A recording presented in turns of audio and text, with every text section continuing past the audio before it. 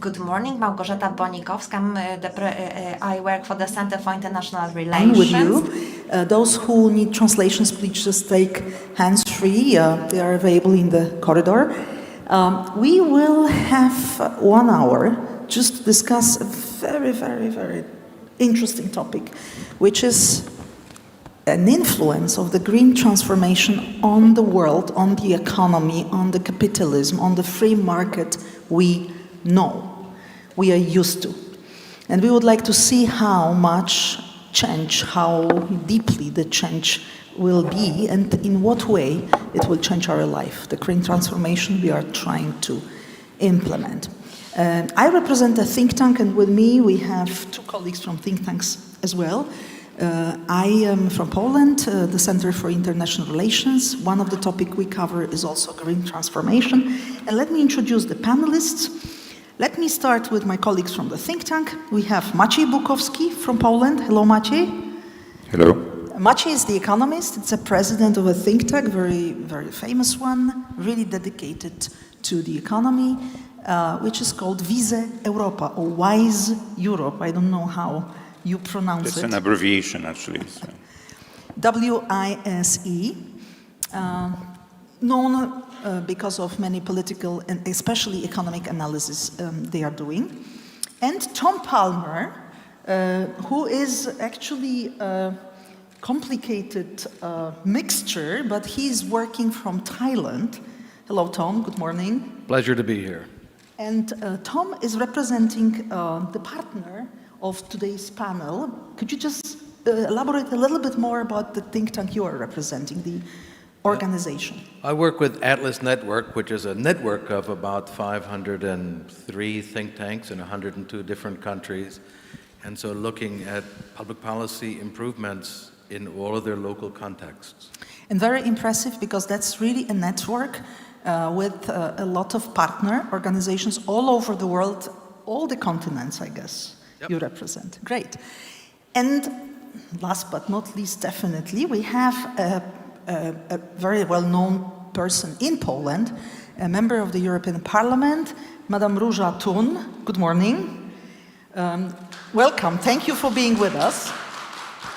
Róża is representing, well, she's very well known because she used to be an activist. She was for many years the president of Schuman Foundation, and known because of her absolutely passionate involvement in the European affairs even before Poland joined the European Union.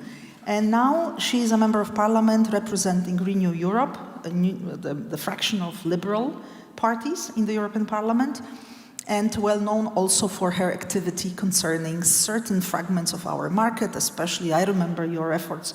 You dedicated a lot of attention to reducing roaming payments. We are all benefiting out of this action, so congratulations and thanks a lot for that. So, my question just to start with would be, maybe I will start with Maciej as an economist. How do you see really the change in our model, in our economic model? We are in Poland particularly curious because we were fighting for a long time to switch from socialism into capitalism and free market. And now after 30 years, we are having in front of us another huge change. So how would you describe this moment, and how would you describe this change for the free market, which comes with the green development? Well, actually, I don't believe that this change is so tremendous as it is normally described. Yes, actually, when you look at the economic history, you understand that the economy is changing constantly. So this is nothing new. Over the last 150 years, since the start of the second industrial revolution in 1870, we see this rapid technological change that every generation witnesses important turnovers in the lifestyle, in technology. Yeah, but you are looking, from the historic point of view, but we people, our lifetime is much shorter than 150 years, and we are worried. So for us, This will be a change. Well, maybe, but if somebody was born in 1870, it was before the cars were there, before the planes, before even the trains were not so widely spread. You didn't have telephones, you didn't have central heating, you didn't even have electricity and running water. And then after 80 years if somebody lived for 80 years, then this is 1950s or 1970s, and then you see let's put it this way. World, we have mostly young people on the audience. So actually, they don't remember really the life without telephones but and central heating. I would say, I would like to underline that if you are talking and thinking about green transformation, this is something much less radical, much less radical. This is basically fuel shift. Yes, so we will have electricity, but this electricity will be produced from something else with different technology than we used to make electricity over the last 50, 70 years. Yeah? So we will have cars, but these cars will be, of course, they will be better. Yes, they will Are you be sure? leaner. I but think we are convinced to not, take bicycles now and not to use But cars. introduction of car as a vehicle was much more radical than replacing one engine with another. With him, it's difficult to discuss it because he just doesn't want to answer to my question. But is it really so simple? Yes. He says nothing changes. And we are all convinced, like Chinese many times ago, at the end to of the use day, bicycles. this is about relative prices. And we already see the technologies that we call green or clean, they are in many cases much cheaper than traditional one. And this, as it is, will introduce the change. Yes, because the prices will win eventually, technologies will win. Of course, other things also do matter. Incumbents, they approach the institutions, how the government approaches the change, the societal, not in my backyard problem, all of the problems that are always there, because we have economics, we have technology, we have also politics, we have also social changes, and they are always in clash. So no change is very easy, but I would argue that this transformation is much less radical than was observed 50 years ago with the introduction of feminism. That's an interesting argument. So, because this is, I think, pretty easy. That's my claim. He does answer the question. He just doesn't say what we would like to hear. No, I think for him, it's much more problematic a feminism than a green transition. That's what I got. I don't know about you. So, okay, I buy this point of view. Róża will wait a little because I would like to go to Tom to widen our perspective, because if you have all these, chapters and partners all over the world, how do you see the consequences of this green change? Well, let me start by agreeing 82% with what was just said, but there is an 18%. There will be a net reduction in output if this is not addressed. So prices are the guide. This is absolutely right. There's disruptive transformation, so we don't have to go back to the internal combustion engine. Think of just the digital transformation. Even the young people can remember before TikTok and how the world has been changed in a pretty short period of time. The difference here is there's going to need to be a lot of net investment. Mm-hmm. And so I think what we need to look at, just look at Poland compared to other countries. So it has the second least efficient or ratio of greenhouse gas to economic output in the European Union, after Bulgaria. So this is not a great situation. Most of the power generation is coal, which is not that clean. So there needs to be investment in replacing that. It also, Poland has low-hanging fruit to address this.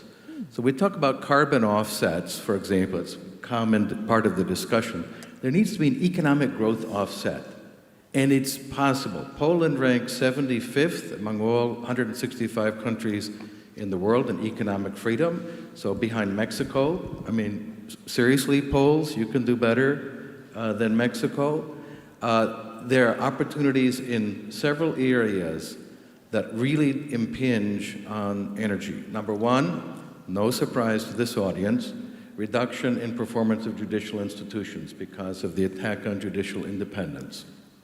And that corresponds to relatively weak, compared to other European countries, contract enforcement and property protection compared to your neighbors. The other area, though, if you look at doing business report of the World Bank, Poland does very poorly in cost of installing electricity. Well, this is directly relevant.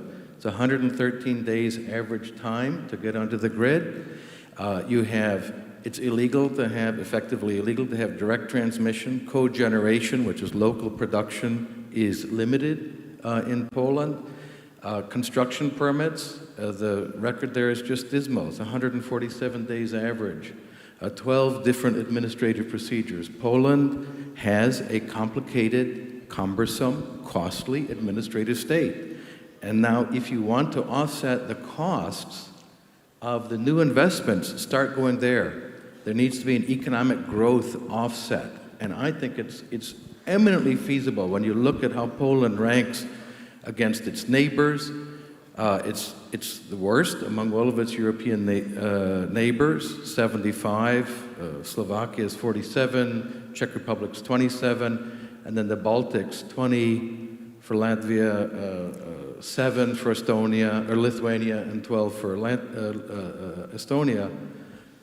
You can do better in these areas. Okay, it's interesting, you know, without even asking him to convince us, he is really trying to really convince us to do that, and he's also showing a very good understanding of Poland. I was hoping for this, you know, general global perspective, and Maciej is more global now, and you are trying to do the analysis of our own country. And I agree, we all agree, I think especially most of the young people would agree that that's a huge chance, but let's talk also about some challenges, something which maybe in the European Parliament, Róża, you are also facing. The microphone is there. The microphone is in front of you. I would like to ask you about also these negative aspects, because there are some. When we discuss it in Poland, and maybe when you discuss it also in Thailand and many other places, people worry. There are also many people who are afraid of this transformation. For example, labor market. They say, okay, maybe, you know, there are sectors that it will be completely, you know, shut down and they will lose jobs. That's what people say. What is the discussion in Brussels around that? How you handle these fears of people? Yeah, fear is never positive. This is not a positive factor ever, but should we build on fears? I don't think that this would be the proper policy. So we do not build on fears, quite simply. There must be a discussion, information campaign based on facts, on perspectives. But I would disagree as first one with Mr. Bukowski. I knew that you will comment on what Maciej said. That this change is not faster and not more significant than ever before, because I'm a member of Polska 2050, and never in history, at least I don't know of such, there were such deadlines until this and this time we must stop emitting, or we must become climate neutral. This already in the mentality is a revolution. We must change everything in order to achieve this. And that means, of course, huge influence on the market, on the labor market, etc. From my point of view, that means more regulations. And I often ask myself how far we can regulate, but we must regulate. Yesterday, I had a fierce discussion with people about waste. Should we regulate the size of jam jars so that we can give them back and not destroy every time? Bottles, this is an old discussion. But what about all others? You know, what about those people who are employed in traditional production of packaging, etc., etc.? We will change all this. We will have to change all this. We will probably, I remember a discussion ages ago that this green wave, green mentality, green thinking, green policy, etc., will lead us to a dictatorship because we will not be allowed to heat with certain materials, to wrap in a certain way. The products will have to be designed differently, you know, electrical products, for example. So your point is basically and that... I was opposing this very much. It's not a dictatorship, but I see from my own perspective that I myself personally regulate more and more. This eco-design, for example, for all possible fridges, radios, washing machines, etc., that is coming, we will oblige well, I have just finished working and it will be now implemented, this famous one, charger, USB-C. Not true. This is also a regulation in order to reduce waste and have less influence on the climate change. So, of course, it has a huge influence on the market, but I wouldn't call it negative, because I find it so exciting how fast knowledge, science, etc., innovation, genius ideas develop. I disagree with you. We never Róża, witnessed such a speed in history. Let me just test our audience. I would like to ask you, we don't see clearly, but I hope you will be able to at least raise your hand, because we have two opposite point of view here. One panelist is saying that it's really nothing big. I mean, the change is important, but it's not so radical. In history, you know, there were changes which were more deep. And the other one is saying it's really a huge change, at least for us at our lifetime. Who is thinking it's really a massive change for us?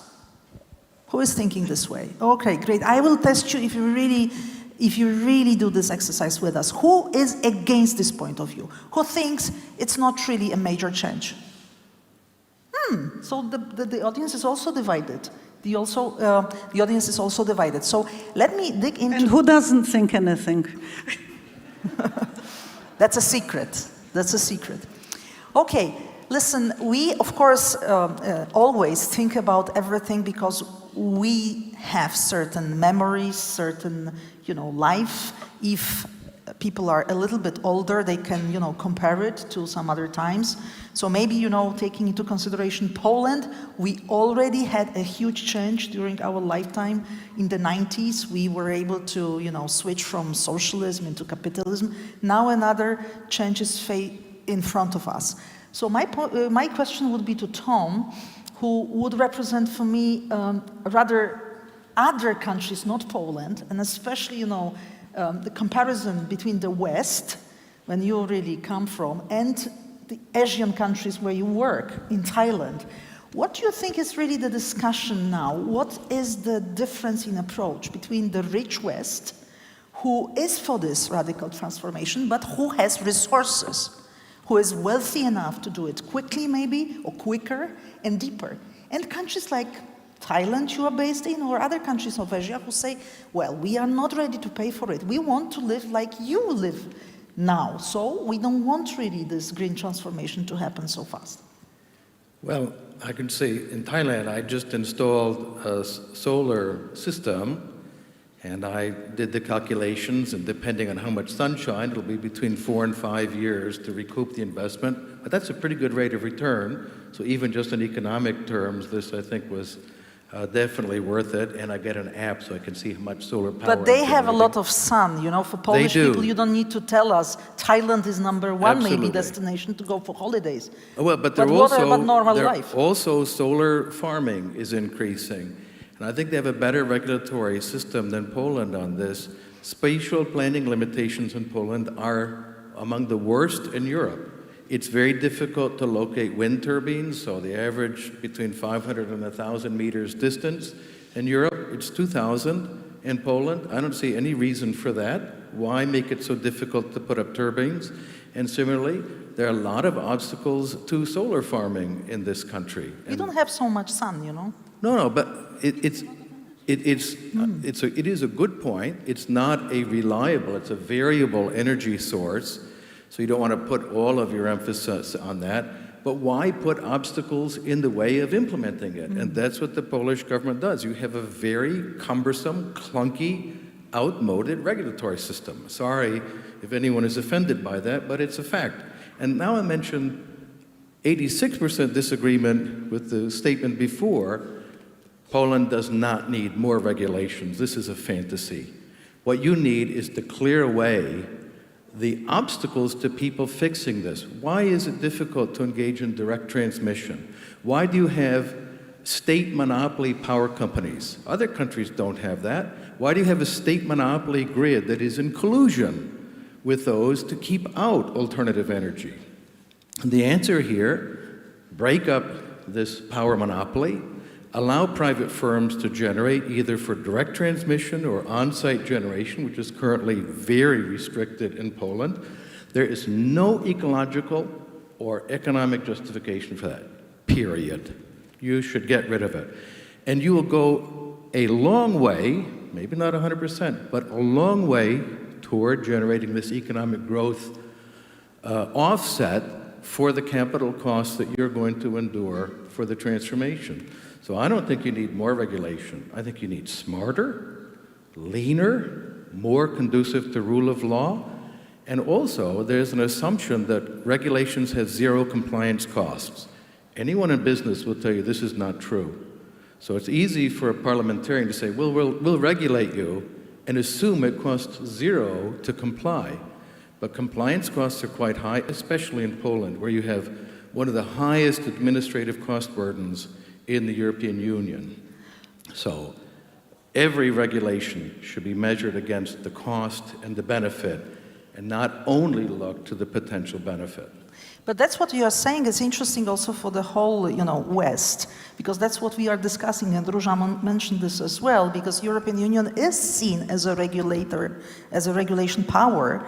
That's our actually soft power. That's what we associate with the EU, that we create in the EU some standards, some norms, but too much regulation can be bad as well. So how, Róża, would you see, where is really the balance? Where is the balance for people like you, European parliamentarians? I don't know if there is a balance. Depends, because you also say that this energy grid shouldn't be regulated by the state, but etc. This is also a change in regulation. So, call it what you like, you regulate, and you also demand regulation so that it works better in Poland. But if we want to be energy safe, for example, on this continent, we need a European energy grid, and then we must agree on standards. And this is not additional regulation, but we need common standards. This is one, and this you can call whatever you like, it is regulation. Second thing is those huge emissions that we still produce on this continent. In order to change this, we must agree on certain standards. And in order to achieve those standards, you regulate. I'm sorry, but you give proposals, what to do with waste, what to do, how to transport energy, etc., how to produce also energy. And now for production of energy, I find it extremely exciting, really, and this financing of innovation, of education, of finding new ways. Of course, budget also is a regulation, how much we pay together to a common budget. Should we do it together or should we do it state by state, etc., etc. I believe very much in this togetherness. We have here on this continent a much better chance to be not only energy safe, but emit less and find better solutions if we do it together. But in order to achieve this, we also need common financing, because storage of energy is now the main challenge, and we may need a breakthrough, and it will be expensive. But I also believe when I see the progress, despite the fact that you don't see this, but I see a huge progress, like Maciej, don't be so sad. Hydrogen, etc. This, of course, cars were cars, but they are very much different today, and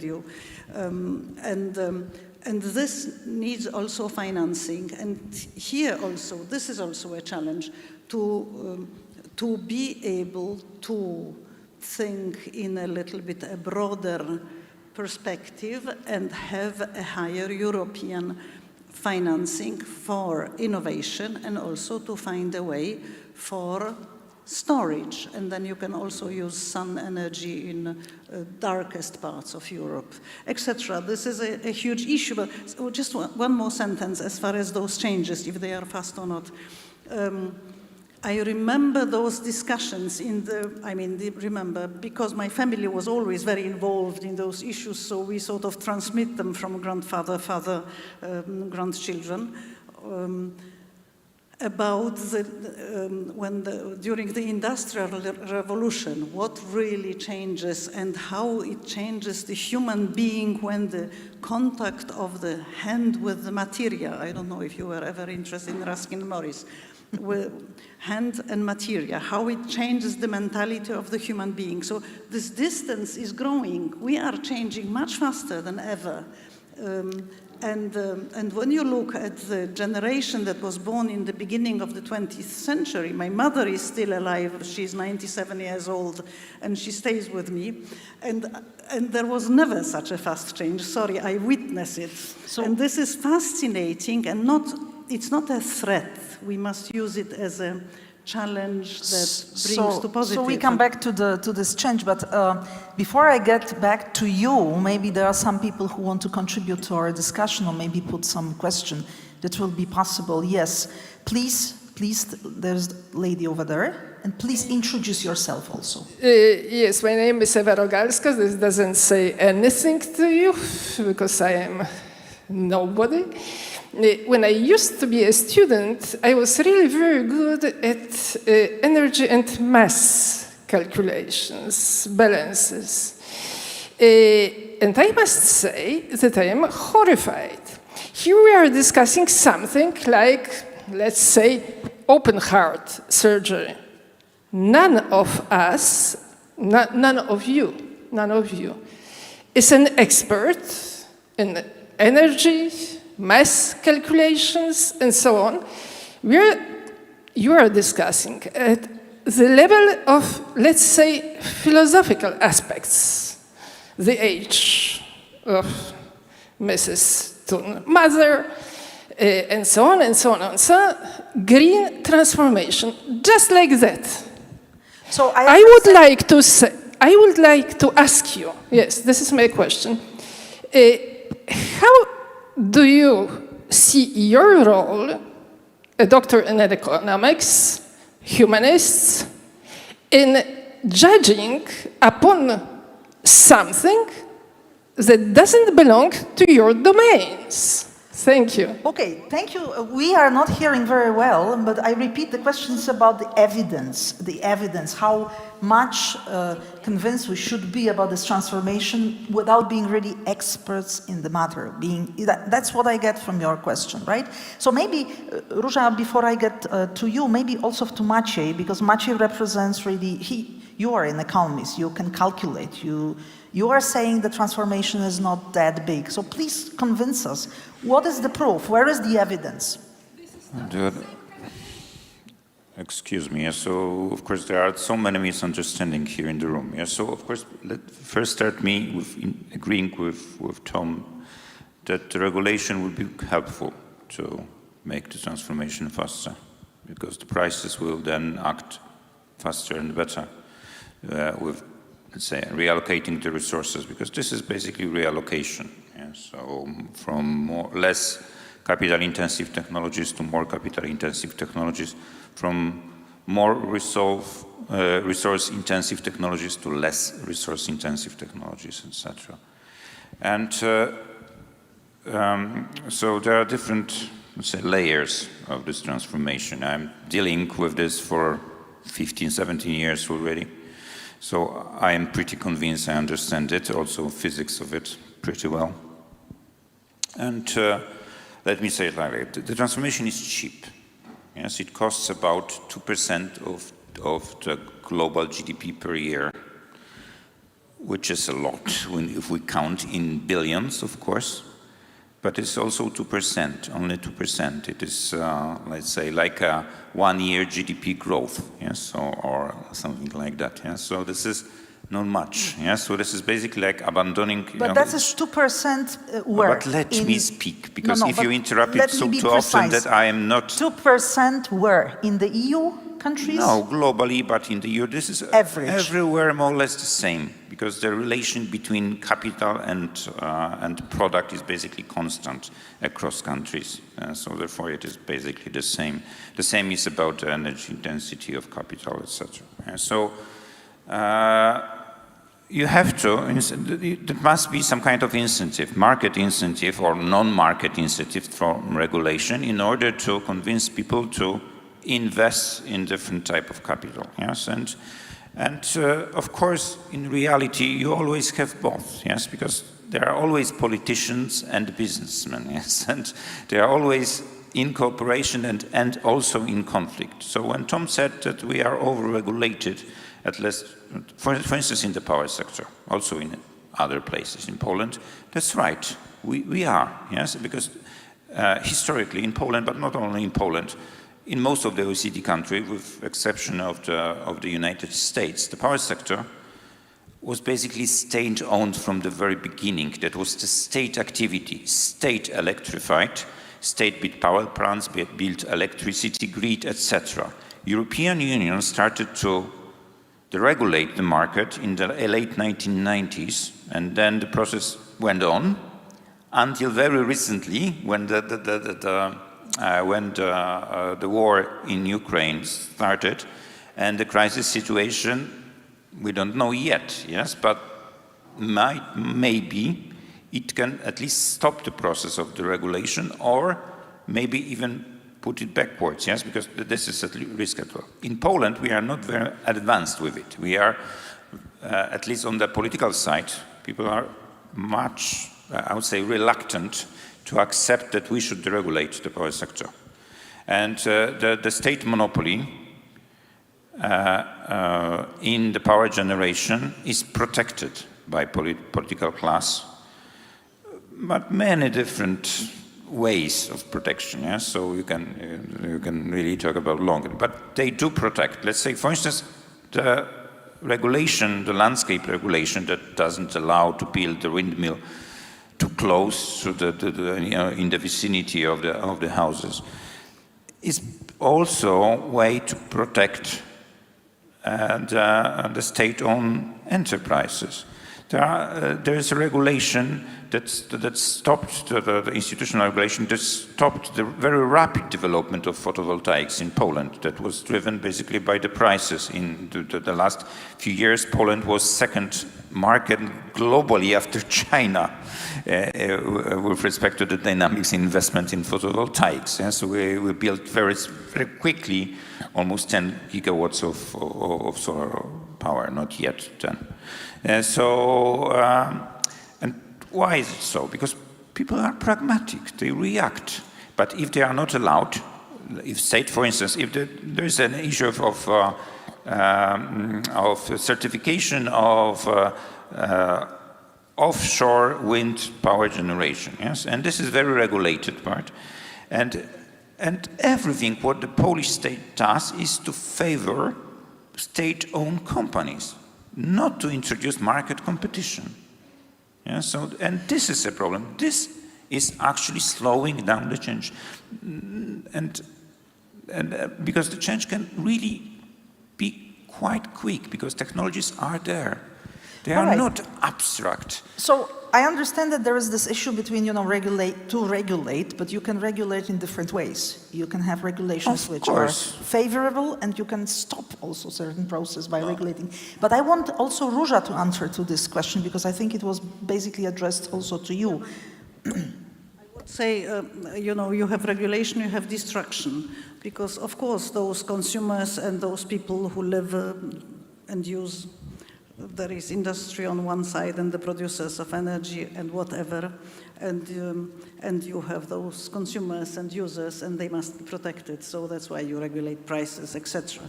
This embargo on Russia now, for example, this is also a regulation.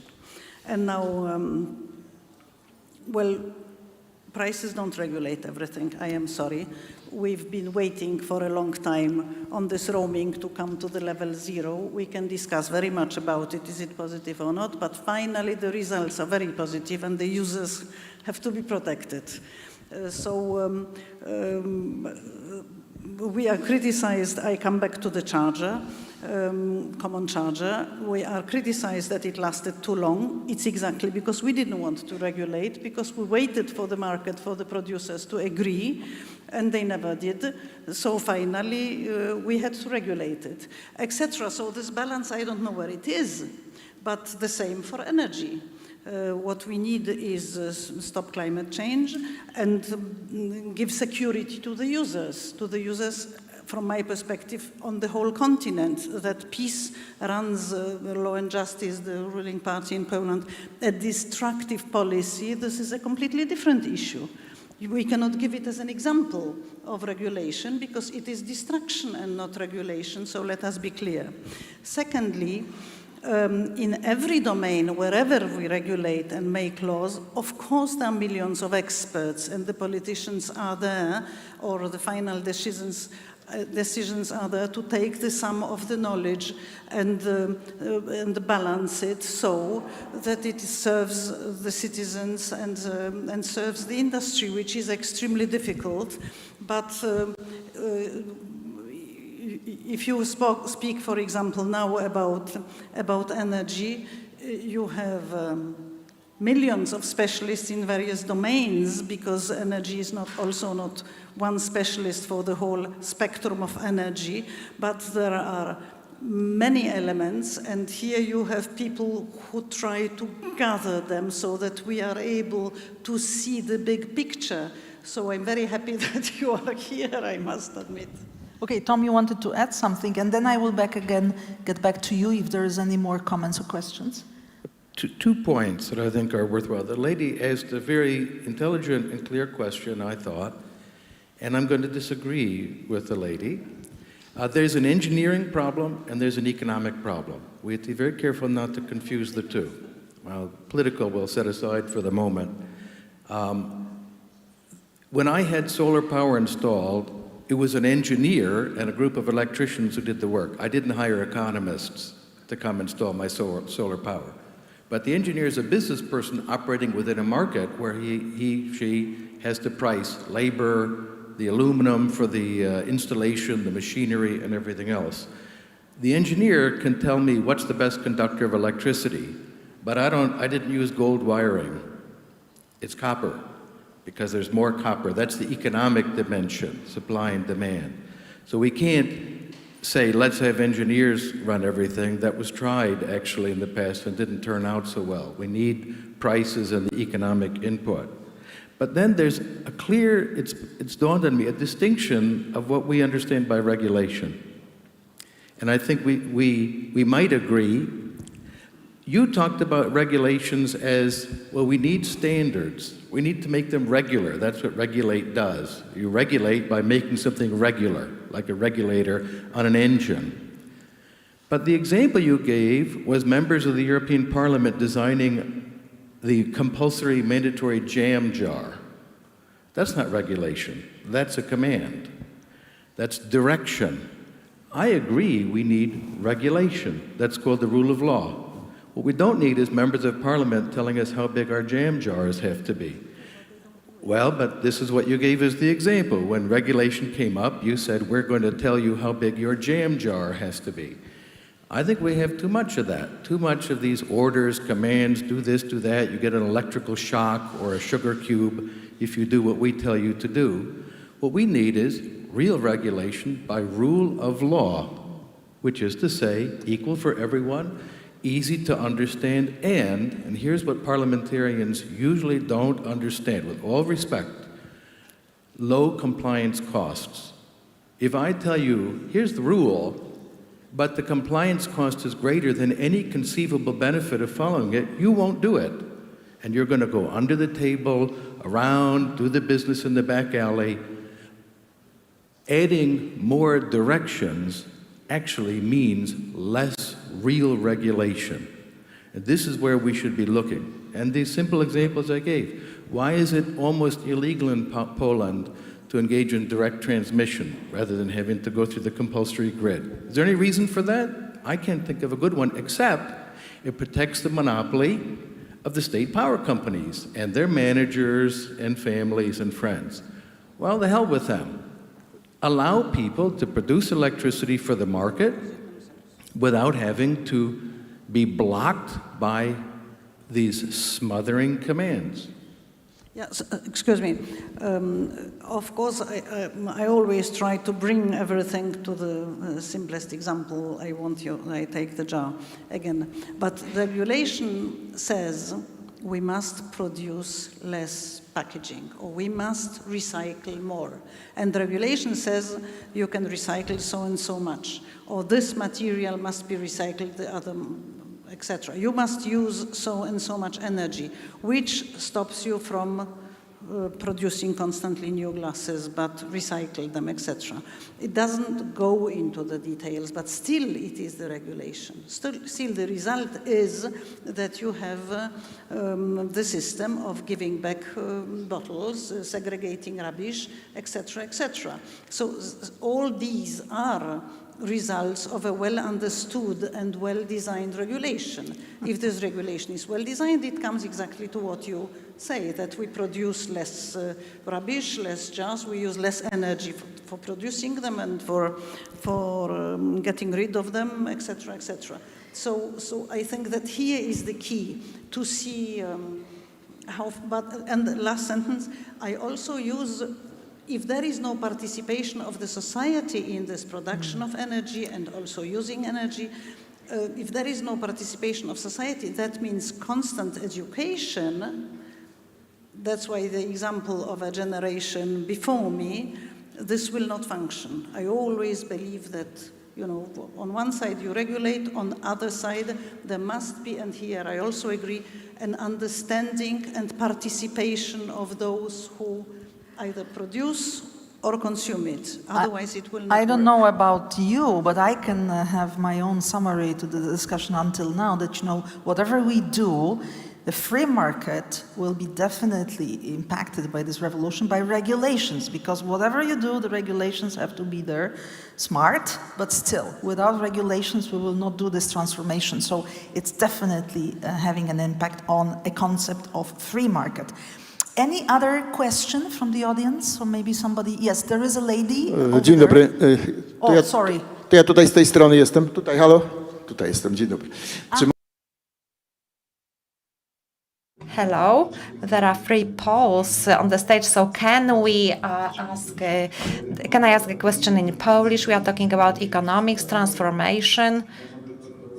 So I will tell you about the Oder River situation and try to tell you how complex this process is.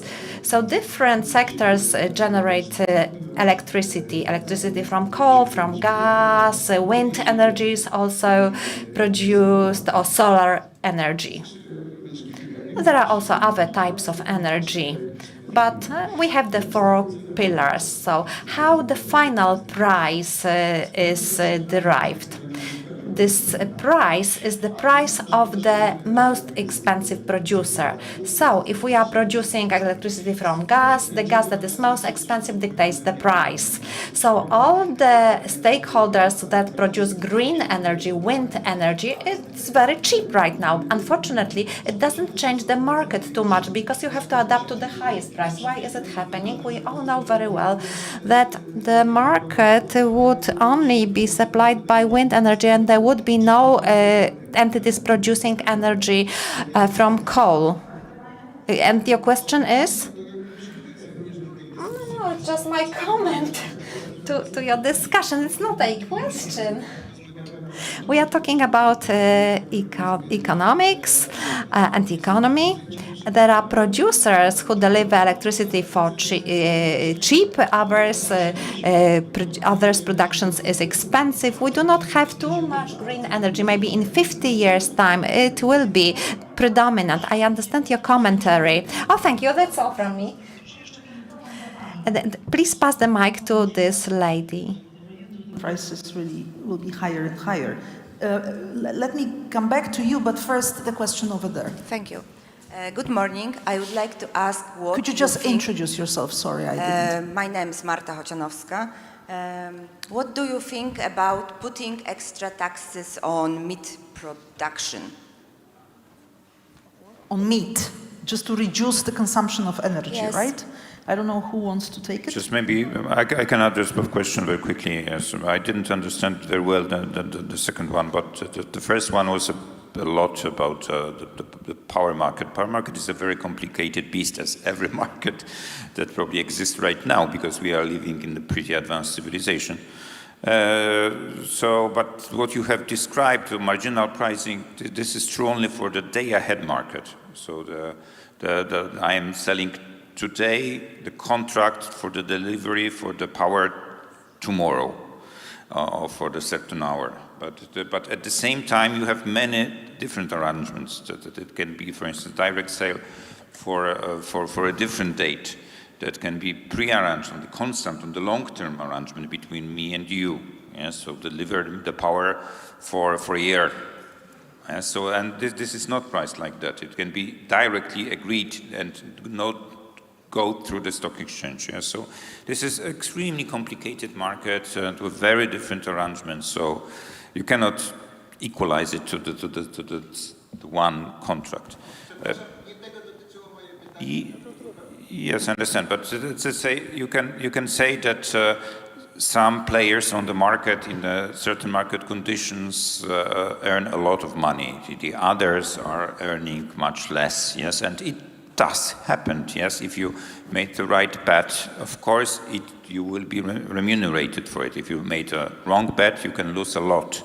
And the problem of the transformation, not only so-called green transformation, but any in an advanced industrial economy or even in the pre-industrial economy, is that if you have certain social division of labor, social division of capital, certain division of power, and the technological change comes and destroys the status quo, then you have the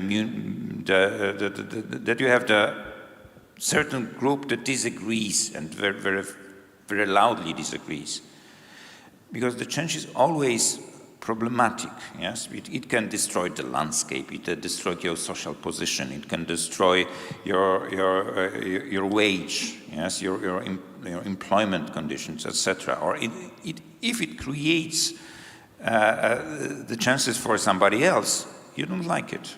Yeah, so it is not something that reassures you in your problems. Yeah, so you have to and this is problematic from the perspective of the green transformation, because you have to, at the same time, you have incumbents in the mining sector, in the power sector, in the politics, in science that are very good in construction, traditional combustion engine, whatever, engineers, yes, and then you have newcomers, and those newcomers are promising, of course, a lot. They are risking their money, they are risking their reputation, they are believing that they may be wrong, they may be right. And this is when you need so-called free market or liberal arrangements. You need space for people to experiment, to make mistakes, to fail. Yes, because this will bring the real change.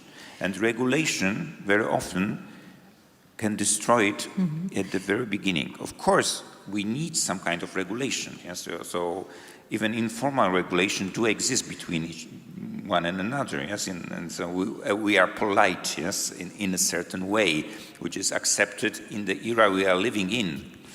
And this is also kind of a social regulation. So we understand that, I don't want to discuss about regulations only, because that's a very important thing, but it's not the only one. I understand your comments and as a worry about the scale of change and also financing all this transformation. But financing is cheap, as I said. This is only 2% of GDP. It's not much. That's the perspective of countries. It's microeconomics. But what about the simple person or company? We haven't discussed the business perspective. So maybe we have to go back to my initial question concerning also people. People who are not seeing this big picture, who are seeing it in the rhetoric of their own life and decisions concerning jobs, concerning, like in business, or to continue production, or to change, or to invest. So Tom, what would be your answer to the question on meat? Because that's also a very important change. Yeah, and I think I hear other issues involved in the meat question. I also avoid cruelty to animals, so I don't eat meat and so on. But I think that the approach is just wrong. It's fundamentally wrong. If the concern is the externality in the form of greenhouse gases, and you want to address that through a tax policy, tax the externality, not what's produced. This is a fundamental mistake. In the US, they did this with sulfur emissions from power plants. Instead of saying you have to have below this level or be taxed, they mandated a very expensive device. The consequence was this was promoted by the brown coal industry because it made brown coal less expensive relative to hard coal. This is pure what we call rent-seeking or corruption, if you will, and this approach lends itself to that. If the concern is the externality, greenhouse gases or pollution, then address it there. I'll give you one example of how this could come around and bite you in the back. There's a big move now for lab-grown meat. I'm very excited about this because people could have a steak without a cow having to suffer. That will be much less carbon intensive, right? You don't have to deal with methane emissions and so on. But if you tax meat, and that's considered meat, now you're putting a burden on that. So go directly to the externality rather than to the product per se, as I think would be a better approach. I'm skeptical generally about these kind of taxes, but if that's the approach, tax the externality directly. Thanks. An interesting comment. Any other comment from the audience, just to give a chance? Okay. And maybe, on this side, anyone? Because I'm not seeing very well. Oh, there is a gentleman. Okay, please, go ahead. Yes, Mr. Palmer, yes, you interpreted my words as, favoring engineering sciences. No, this is not at all the case. We need three things: regulation, laws, markets, and so on and so on. This is true. Engineering, this is clear. But the most important thing is basic knowledge. Basic knowledge. Everything starts at the level of basic knowledge. None of you has any experience with basic knowledge needed in whatever you call it, green or pink or blue transformation, any kind of transformation concerning energy and things related to it. So for me, this is really kind of shocking, the easiness, the lightness with which you treat those subjects. Okay, let us handle that. But before, let us have another question from this side. Hello, my name is Sasha Volok. I'm a law professor from the United States. It seems to me when we ask the question, is the green transformation going to be very disruptive or very expensive, either from the perspective of economies as a whole, or businesses, or even individuals?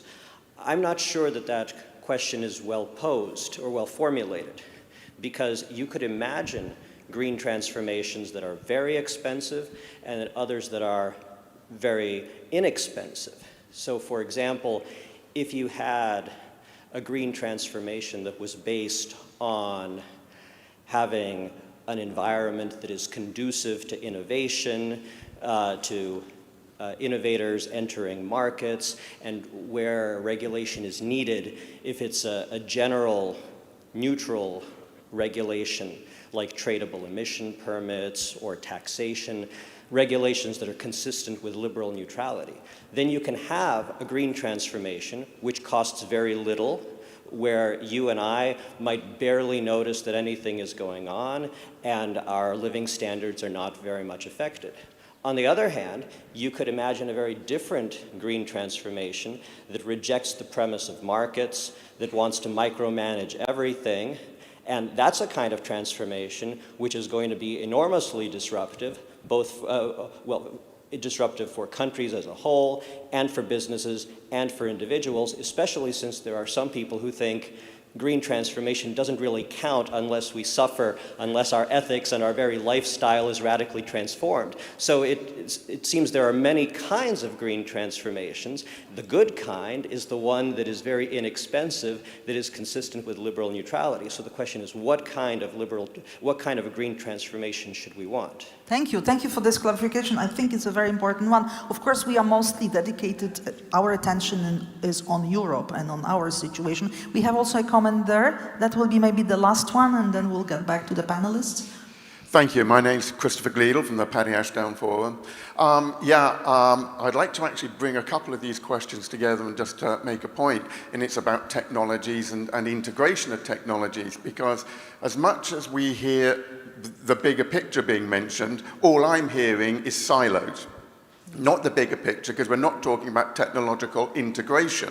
So there are ways, for example, of being able to provide solar power, being able to provide energy, and be able to tackle multiple issues across agriculture, wastewater, and various other multiple issues of biosphere service level reductions. So my real main question is, and like, for example, with a reflection back onto the solar panel on the roof, you knew what your financial return on investment was going to be. But do you know what your environmental return on investment was going to be? For example, if you're looking at large fields of solar panels, the engineers aren't going to flog you something, sell you something else. They're only interested in selling your solar panels. But interestingly, in about 25 to 30 years' time, when you understand mass balances, you will know that the production of those panels is going to have dropped off, and then they're going to need replacing. But that's a lot of toxic cleanup to be done, and which is beyond the investment time horizon. So you've got to look at also decision sequencing as well as integration. Chris, thank you very much. We have to stop there because we have really just 3 minutes left. So each panelist 1 minute. Róża? Yeah, about the costs. We haven't spoken about inaction. The world is changing faster than 100 years ago. The world is changing. Not faster. No. Completely not. No, okay. Completely not. Okay, you will clarify you both later on. The world is changing, that we agree. Always. The climate is changing. The costs of inaction, and that's what we constantly stress, will be much more expensive than the costs of action. I mean, not discussing now the situation with the war in Ukraine, which we have, and which will cause that the next time, this winter, will be expensive and difficult. But we must act anyhow. And now the issue is how to do it in a most economic, human, effective way, so that the climate change is not as rapid as it is, or it stops in 2050, the emission neutrality, and an agreement on at least this continent, and from this continent rayon on the world, how to cooperate in order to achieve the goals and let the next generation survive. So I understand the gentleman's point. It's really important to decide what kind of transformation we want to have, not to do it just because we want to do it, but to think about the effects in a very complex way. Maciej and then Tom. Well, of course, I appreciate that we would like to live in some pivotal times. Maybe that will really be revolutionary, but I don't think we do. Yes, we'll, at least in this perspective. I think that we will struggle with achieving the, let's say, goals from Paris, and this fixed date, 2050, probably will not be met. But the progress will be tremendous. Yes, in the meantime. We will see a lot of photovoltaics. We will see the solutions to the problem of the industrial waste, because the market will price it. Yes, there will be market for it created. We will see probably electric cars in the future. Yes, but this will be not that radical as an introduction of car as such. Yes, and we will see more much more energy efficient appliances in households. But first appliances were very radical and very transformative for the household, and more energy efficient appliances are not. They are simply more energy efficient. And therefore, please don't exaggerate, but this should be encouraging, what I say, because it means that it is easy, which is a lot ado about not that much, and it will happen. We got your point. Thank you. Tom, last word goes to you. Two things. One, we haven't mentioned nuclear, and I think we should be focused on private investment in nuclear, and the new mini reactors, I think, make sense. I was anti-nuclear decades ago. It is so much safer now. It's safer than coal-powered in terms of the impact on human life. But if it's a big state enterprise, it's not going to work so well. Go towards private, decentralized investment. I think that's part of the mix. And then the last point, the law professor raised a very good point. If you are committed that green transformation must be painful and terrible, we must wear our hair shirts and be miserable, that's green transformation, then it will be like that. But instead, if you say, let's try to find the way to achieve the outcome at the least cost, you can have a green transformation that is not costly and will not impoverish the nation. You can continue to grow. And the last point, the investment that will be needed can be offset with an economic growth offset by opening up the economy more to produce value to pay for the investments. Thank you so much. So a lot of positive energy and, positive message. I will just say at the end, I just wish to all of us that the word nuclear will be associated only with the green transformation, not with any other issue. Thank you very much, Róża, Thun, European Parliament, Maciej Bukowski, WiseEuropa, and Ton Palmer. Sorry, so again. Oh, Atlas Network. Atlas Network, I forgot. Małgorzata Bonikowska, the Center for International Relations. Thank you.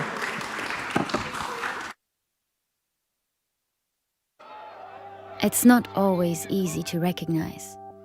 It may look like this, or like this.